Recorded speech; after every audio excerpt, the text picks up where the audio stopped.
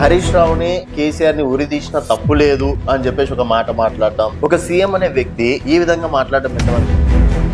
ఈ రాష్ట్రాన్ని ఆగం పట్టించిన కేసీఆర్ ఒక్కరోజు వచ్చి ఆయన తప్పు చేయలేదని ఎందుకు భయపడుతున్నాడు, ఎందుకు పారిపోతున్నాడు? మొన్న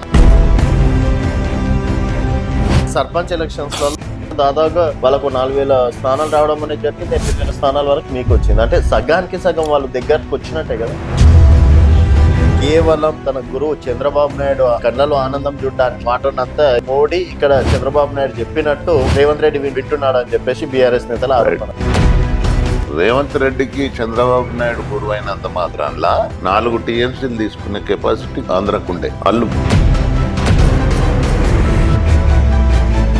సీఎం కూడా వెళ్ళి సర్పంచ్ ఎన్నికల ప్రచారం చేయడం ఎంతవరకు? వాళ్ళు ఏ ముఖం పెట్టుకుని రేపు జనాలలో ఓట్లు అడుగుతారు? అయినా కానీ ఓటు నమ్మట్లేదు కదా.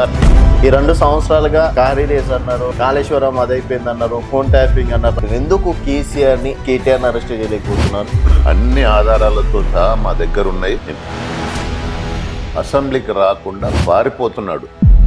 మీలాంటి వాళ్ళ పైన కూడా ఎల్పినార్లో చాలా వరకు కేసులు కూడా అయినాయి కదా. వాళ్ళు చేసింది తప్పు కాదు, ఇప్పుడు మీరు చేస్తేనే కక్ష సాధింపు చర్య అవుతుందా? అప్పుడు కాంగ్రెస్ ప్రభుత్వం ఉన్నప్పుడు సమైక్య ఆంధ్ర ప్రజలు చాలా సంతోషంగా ఉన్న తెలంగాణ ప్రజలు. సమైక్య రాష్ట్రం ఉన్నప్పుడు సమైక్య రాష్ట్రం వచ్చేసి మున్సిపల్ ఎలక్షన్స్ ఏ విధంగా ఉండబోవచ్చు అనుకోవచ్చు?